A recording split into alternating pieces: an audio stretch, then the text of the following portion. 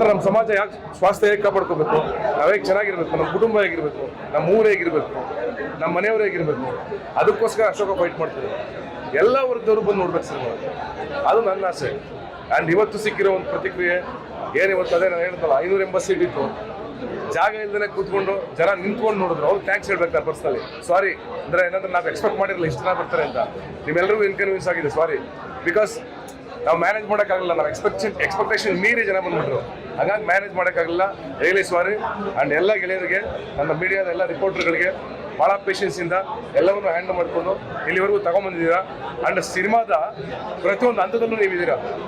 ಬರೀ cinema release ಅಲ್ಲಲ್ಲ ಅಥವಾ ಇವತ್ತಲ್ಲ, ಎಲ್ಲ ಹಂತದಲ್ಲೂ ನೀವಿದ್ದೀರಾ. ಅದು ಭಾಳ ಮುಖ್ಯ ಆಗುತ್ತೆ. ಹೌದೌದು. ನಾಳೆ ಆಂಧ್ರದಲ್ಲಿ ಸುಮಾರು 150ಕ್ಕಿಂತ 200ಕ್ಕೂ ಥಿಯೇಟ್ರಲ್ಲಿ ನಾಳೆ ಬಿಡುಗಡೆ ಆಗ್ತಿದೆ.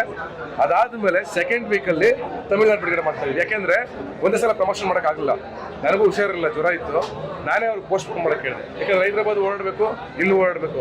ನಾಳೆ ಪುನಃ ನಾನು ಇಲ್ಲಿ ಪ್ರಮೋಷನ್ ಮಾಡ್ತೀನಿ, ನಾಳೆ ಹೈದರಾಬಾದ್ಗೆ ಹೋಗ್ತಾ ಇದ್ದೀನಿ, ಮತ್ತೆ ಬರ್ತೀನಿ ಇಲ್ಲಿಗೆ. 2ನೇ ತಾರೀಕು 3ನೇ ತಾರೀಕು ತಮಿಳ್ನಾಡಲ್ಲಿ ಇರ್ತೀವಿ, ಅಲ್ಲಿ ಪ್ರಮೋಷನ್ ಸ್ಟಾರ್ಟ್ ಮಾಡ್ತೀವಿ. ಅದಾದ್ಮೇಲೆ 5ನೇ ತಾರೀಕಿಂದ ದುಬೈ, ಅರಬ್ ಕಂಟ್ರಿ 4 ಕಂಟ್ರಿಗಳಲ್ಲಿ ರಿಲೀಸ್ ಆಗ್ತಾ ಇದೆ. ಸುಮಾರು 70-80 ಶೋ ಆಗ್ತಾ ಇದೆ. ಅಲ್ಲಿ 2 ಭಾಷೆಗಳಲ್ಲಿ ಆಗ್ತಿದೆ, ಕನ್ನಡ ತಮಿಳು 2 ಲ್ಯಾಂಗ್ವೇಜಲ್ಲಿ ಅದು ರಿಲೀಸ್ ಆಗ್ತಿದೆ. ಇದಿಷ್ಟು ಒಟ್ಟಾರೆ ಡೀಟೇಲ್ಸ್. ನಾನು ಕ್ಲೈಮ್ಯಾಕ್ಸ್ ಹೇಳಿದ್ದಿಲ್ಲ, ಬಟ್ ಅದೇ ರೆವಲ್ಯೂಷನ್. ಅಂದರೆ ಎಷ್ಟೋ ಜನ ರಕ್ತ ಕೊಟ್ಟಿದ್ದಾರೆ, ಎಷ್ಟೋ ಜನ ಜೀವನ ಕೊಟ್ಟಿದ್ದಾರೆ ಸ್ವಾತಂತ್ರ್ಯಕ್ಕೋಸ್ಕರ, ಮನೆಗಳಿಗೋಸ್ಕರ, ಸಮುದಾಯಗಳಿಗೋಸ್ಕರ. ಅವರೆಲ್ಲರ ಪ್ರತೀಕ ಅಶೋಕ ಅಂತ ಹೇಳ್ಬೋದು.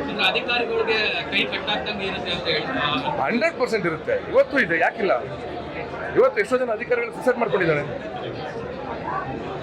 ತುಂಬ ಲಾಕ್ ಮಾಡ್ತಾರೆ, ಸಿಕ್ಕಾಪಟ್ಟೆ. ನಿಮಗೆ ಎಷ್ಟು ಗೊತ್ತಲ್ವ ಸತ್ಯ ಏನಂತ? ಅದೇ ಥರ ಸತ್ಯನೇ ಹೇಳಿದೀವಿ ಅಷ್ಟೇ.